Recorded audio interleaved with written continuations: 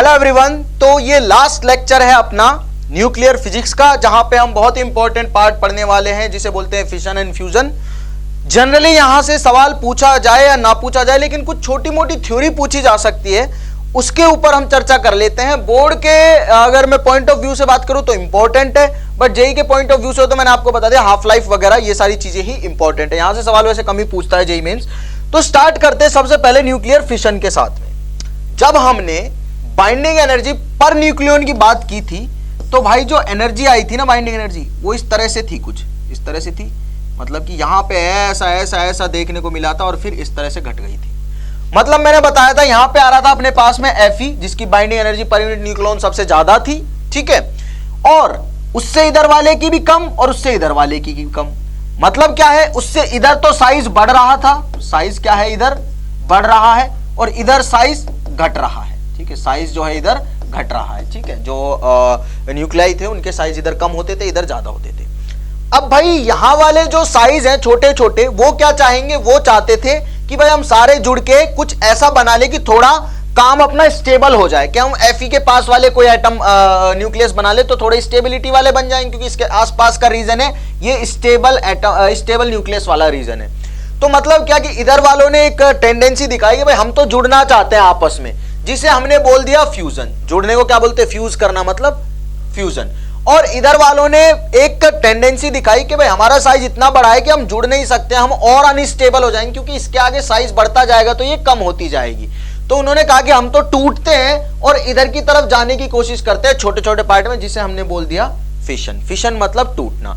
तो यही एक बोल सकते हैं कि कॉन्सेप्ट है कि ये क्यों हो रहा है। हर एक चीज दुनिया में चाहती है स्टेबिलिटी, और स्टेबिलिटी किसकी ज्यादा होती है, जिस न्यूक्लियस की बाइंडिंग एनर्जी पर न्यूक्लियन ज्यादा होती है।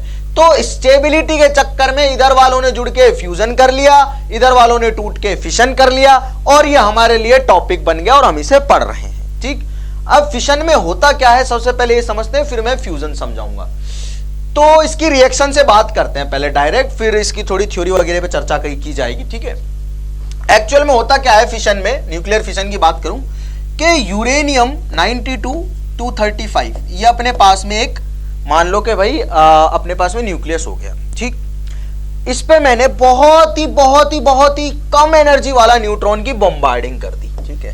तो न्यूट्रॉन का चार्ज होता है वो तो 0 होता है और मास हमारा 1 होता है, ठीक है।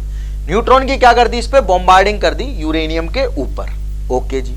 अब क्या होता है, जब भी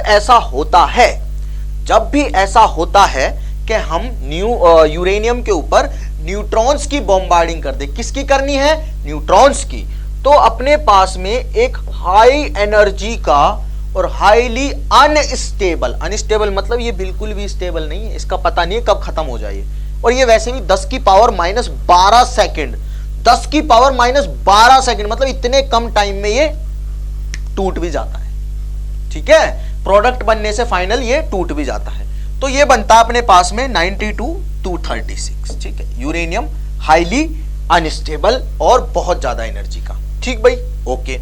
अब ये क्या करता है, ये बन गया, ये बहुत ज्यादा एनर्जी लिए हुए है अपने अंदर, इतनी ज्यादा एनर्जी लिए हुए कि दो ऐसे स्टेबलिश न्यूक्लियस में टूटने की कोशिश करता है और टूट भी जाता है। ये बहुत ही ज्यादा अनस्टेबल होता है, इंटरमीडिएट है, जिसे हम फ्रेगमेंट भी बोलते हैं, इंटरमीडिएट फ्रेगमेंट भी बोलते हैं, फिशन फ्रेगमेंट भी बोलते हैं। और ये बेरियम और क्रिप्टॉन में टूट जाता है, ठीक है। बेरियम और क्रिप्टॉन में क्या कर दिया इसने, टूट गया है, और 3 न्यूट्रॉन इसमें निकल जाते हैं, 3n1 लिख दिया मैंने। न्यूट्रॉन का चार्ज तो 0 होता है ना। तो हुआ क्या यहाँ पे कि भाई अपन ने यूरेनियम के ऊपर न्यूट्रॉन्स की क्या करवा दी, बॉम्बार्डिंग करवा दी। तो एक हाईली अनस्टेबल बीच में यूरेनियम बना, जो कि दो अगेन कंपेरेबल होने चाहिए, मतलब आसपास के लगभग होने चाहिए एलिमेंट्स में, न्यूक्लियस में टूट गया और 3 न्यूट्रॉन निकल गए। और न्यूट्रॉन जो निकले हैं वो काइनेटिक एनर्जी अपने साथ में लेके निकले हैं, ठीक है। तो बेरियम के लिए क्या होता है 56-141, और क्रिप्टॉन के लिए क्या होता है 36 और 76 होता है शायद प्रोबेबली। तो देखो यहां से लिखते हैं अपन 56-141, ठीक है।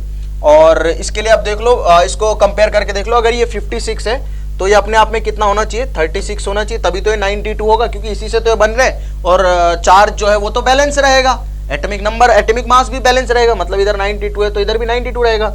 अब इधर देखो मास 141 है, इधर 3 न्यूट्रॉन का ऑलरेडी जुड़ चुका है 3, तो 141 प्लस न्यूक्लियन नंबर जो है वो कितना, 141 प्लस 3 144 हो गया। ठीक है, 144 हो गया, इसका मतलब इसमें अब मुझे कितना जोड़ना पड़ेगा, 92 और जोड़ना पड़ेगा। ठीक है, 36 92 क्रिप्टॉन, और अपने पास में आ गया ये 3 न्यूट्रॉन्स और बेरियम आ गया। मतलब क्या हुआ कि ऐसा था अपने पास में यूरेनियम, मान के चलो अपने पास में यूरेनियम जो था वो एक ऐसा एक न्यूक्लियस था, ऐसा समझो ऐसा।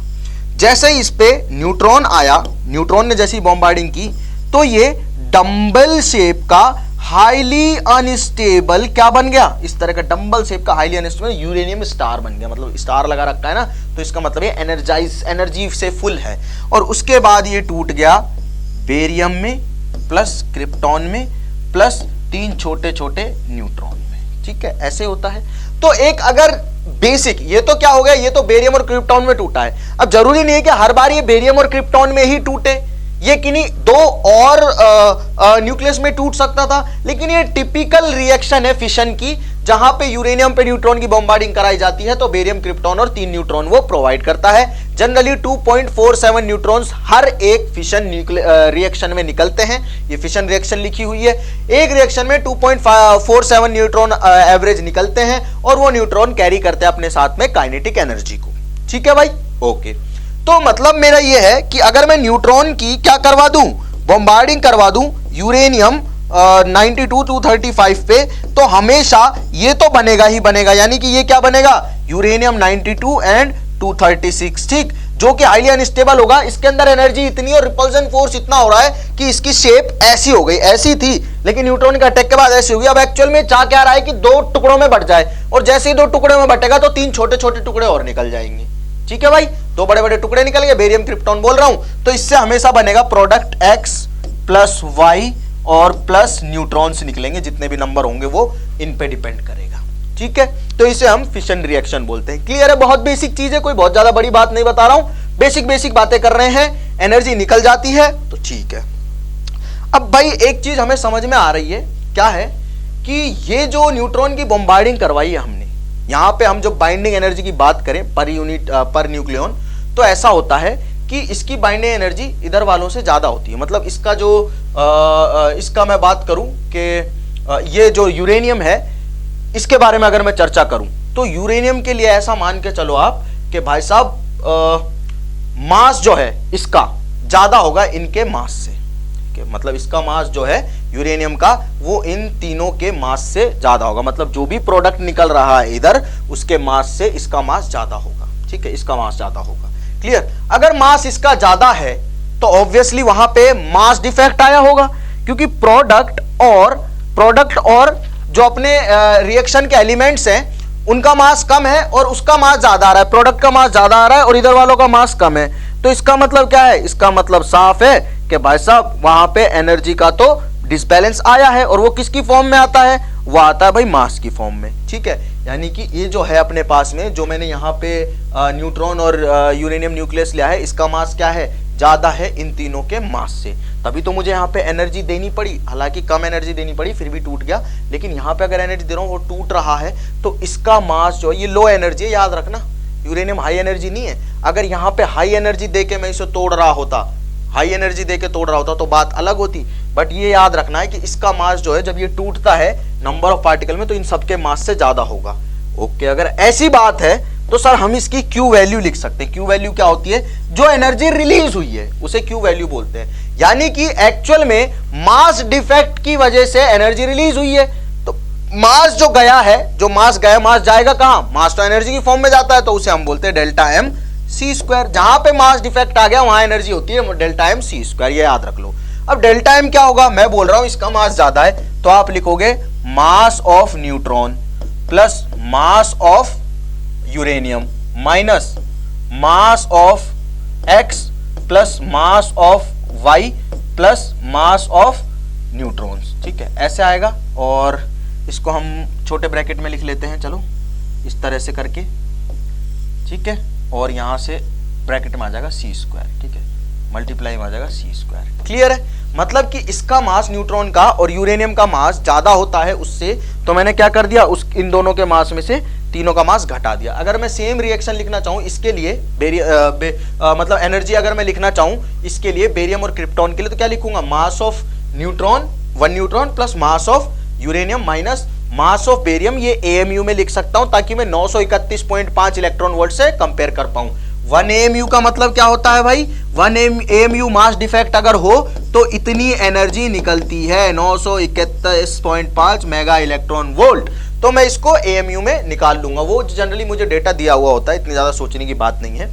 बेरियम का मास, क्रिप्टॉन का मास और 3 न्यूट्रॉन का मास, ठीक है। तो ये अपने पास में क्यू वैल्यू आ गई, जिसे हम क्या बोल रहे हैं, जिसे हम बोल रहे हैं मास डिफेक्ट, या फिर मास एनर्जी रिलेशन से हम लिख पा रहे हैं, आइंस्टीन के मास एनर्जी रिलेशन से उसे लिख भी पा रहे हैं, ठीक है। तो क्लियर है, बहुत ही बेसिक बात है, ये चीज हमें समझ में आ रही है कि भाई फिशन में क्या हुआ। फिशन में एक अपने पास में यूरेनियम था जिसपे मैंने बहुत ही कम एनर्जी का न्यूट्रॉन डाला है, ये लो एनर्जी न्यूट्रॉन है, उसने अपने आप को हाई एनर्जी वाले यूरेनियम में कन्वर्ट कर लिया, और जैसे ही यह हाई एनर्जी वाले यूरेनियम में कन्वर्ट हो गया उसके बाद इसने अपने आप को डंबल शेप में पाया, जो कि अनस्टेबल थी, इसे इंटरमीडिएट या फ्रेगमेंट बोल रहे हैं, फिशन फ्रेगमेंट। उसने अपने आप को 3 न्यूट्रॉन और छोटे छोटे, 2 छोटे तो नहीं बोलूंगा, काफी बड़े भी नहीं है, कंपेरेबल साइज के बेरियम और क्रिप्टॉन में तोड़ लिया, ठीक है भाई, क्लियर बात है।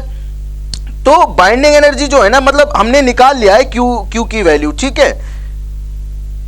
तो भाई अब क्या करते हैं, हम इंटरमीडिएट बास की और इसकी बात करें तो इसकी एनर्जी ज्यादा होती है, तो हमें पता ही चल गया कि क्योंकि मैंने स्टार भी लगाया हुआ और बोला भी हुआ है कि क्योंकि ये कम स्टेबल है तो इसका मतलब इसकी एनर्जी, इसके पास एनर्जी ज्यादा होगी।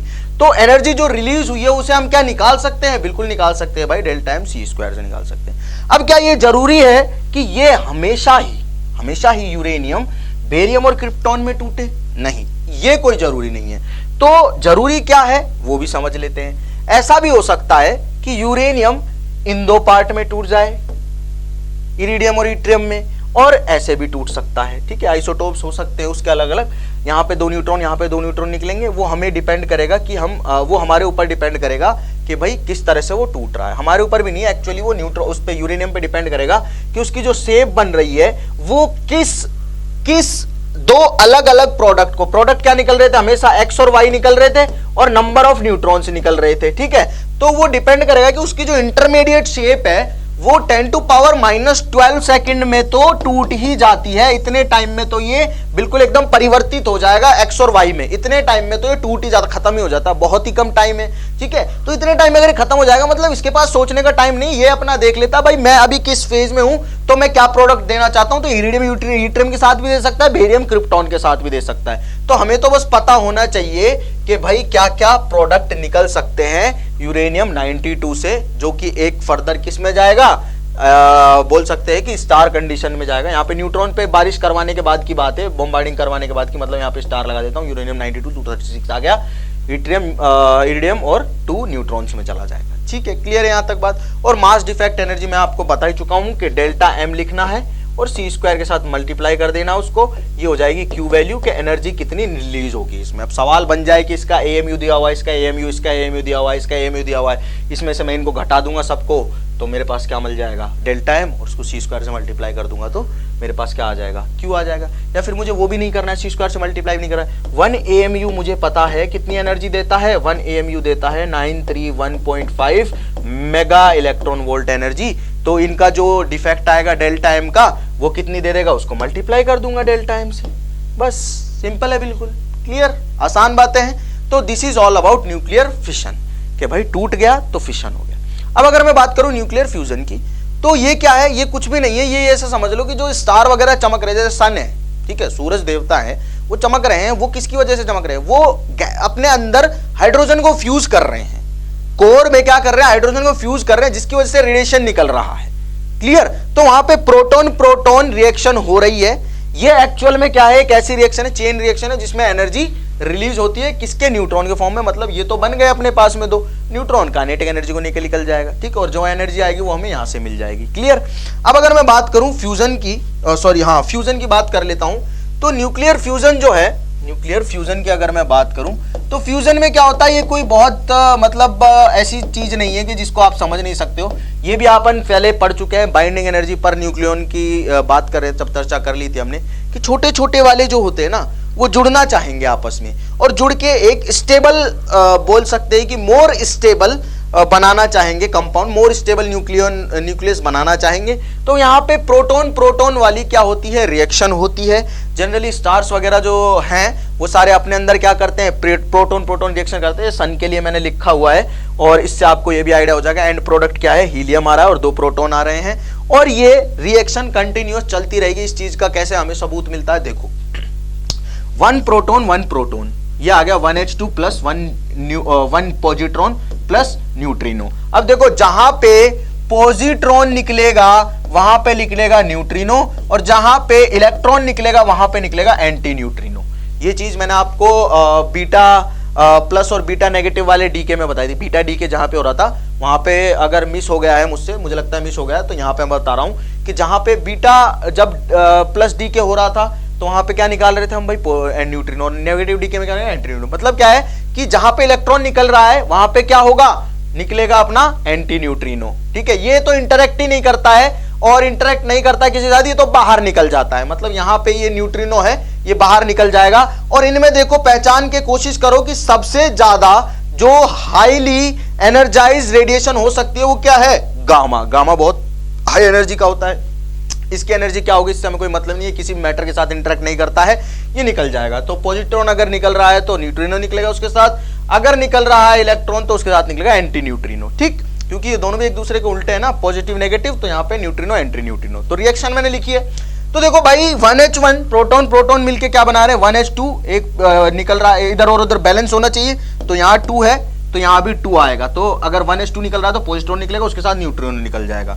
अब क्या होगा, ये 1H2 क्योंकि ये अपने पास हमेशा अवेलेबल है ऐसा समझना, तो इसमें से क्या बन गया, एक पॉजिट्रॉन और एक न्यूट्रिनो निकल गया, 1H2 बन गया। 1H2 से अपने पास ये अवेलेबल है, एक डाल दो इसमें 1H1 प्रोटॉन डाल दो। प्रोटॉन डालोगे तो ट्वाइस He3 बन गया, हीलियम बन गया और गामा रेडिएशन निकल गई। ठीक है, गामा रेडिएशन हाईली एनर्जाइज, बहुत एनर्जी की रेडिएशन निकल गई। ठीक भाई, तो ट्वाइस He3 बन गया। अब ये ट्वाइस He3 है, ये अवेलेबल है तो इसमें डाल दो एक, तो डाला तो अपन ने बनाया ट्वाइस He4, मतलब प्रॉपर हीलियम बन गया। और अगेन क्योंकि ये बैलेंस होना चाहिए तो ये 3 है ये 2 है, तो यहाँ पॉजिट्रॉन निकलेगा, पॉजिट्रॉन निकलेगा तो न्यूट्रॉन तो निकलना ही निकलना है साथ में, तो ये बन गया अपने पास में। ठीक भाई, ओके।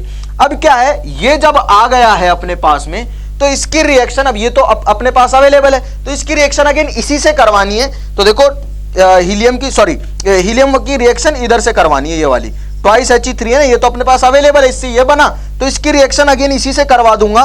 तो क्या बन जाएगा, प्रॉपर ट्वाइस He बन जाएगा और अगेन मुझे 2 प्रोटॉन मिल जाएंगे। और ये 2 प्रोटॉन अगेन सेम यहीं से वापस से कहानी रिपीट करेंगे और लाइव टेलीकास्ट चलता रहेगा पूरी कहानी का। प्रोटॉन प्रोटॉन मिलके 1H2 पॉजिट्रॉन और न्यूट्रिनो बनाएंगे। फिर अगेन यहां से एक उठाया और यहां से एक उठाया, ये तो हमेशा अवेलेबल है, तो यहां से इसमें ये जोड़ा तो 2H3 गामा बन गया। तो 2H3 में अगेन यहां से एक जोड़ा तो अपने पास में ये बन गया 2H4 ट्वाइस He4 और जो पॉजिट्रॉन है और न्यूट्रिनो निकल गया। ये अपने किसी काम के नहीं है, ना तो पॉजिट्रॉन काम का है न्यूट्रिन, और ये न्यूट्रिनो है, इसे दिए तो वैसे भी किसी काम का नहीं होता, इंटरेक्ट नहीं करता, निकल जाता है। तो हमें एक और स्टेप करवाने की जरूरत पड़ी, अगेन सेम जो हमारे पास में अवेलेबल है रिएक्टेंट्स, इधर वाले अवेलेबल होते हैं रिएक्टेंट, तभी तो उनकी रिएक्शन करवा के हम प्रोडक्ट ले रहे हैं। तो इसकी रिएक्शन अगेन इसी से करवाई, अवेलेबल है। तो भाई अपने पास में एक बन गया हीलियम और उसके साथ में 2 निकले हाइड्रोजन। अब ये 2 हाइड्रोजन जो है अगेन वहां से स्टार्ट होके सेम 2 हाइड्रोजन क्या कर सकते हैं, ये बनाएंगे, और यहां से फिर मैं एक हाइड्रोजन की इससे करवाऊंगा तो ये बनेगा, फिर इस हीलियम की एक और हाइड्रोजन से करवाऊंगा तो एक हीलियम बनेगा, फिर अगेन हीलियम की हीलियम से करवाऊंगा, तो ऐसे चलता रहेगा। और हाइड्रोजन बॉम्ब में ये कॉन्सेप्ट फिर यूज किया गया 1952 में, प्रोबेबली जितना मुझे याद है वहां पे ये फर्स्ट टाइम टेस्ट किया गया। और अनकंट्रोल्ड मतलब किसी कोई कंट्रोल नहीं है भाई, यहां से तो ये तो रिएक्शन चलती ही रहेगी, अगेन सेम चीज हो जाएगी, फिर वही बन जाएगा। ये जब तक बनता रहेगा तब तक रिएक्शन चलती रहेगी और हाईली एक्सप्लोजन आपको मिल जाएगी, high amount of energy, high amount of explosion आपको मिल जाएगा, क्योंकि एक ऐसी चेन रिएक्शन है जो कभी खत्म ही नहीं होगी, जुड़ते रहेंगे, बनते रहेंगे, जुड़ते रहेंगे, बनते रहेंगे, जुड़ते रहेंगे, बनते रहेंगे और चलता रहेगा प्रोसेस। तो this is all about nuclear fusion.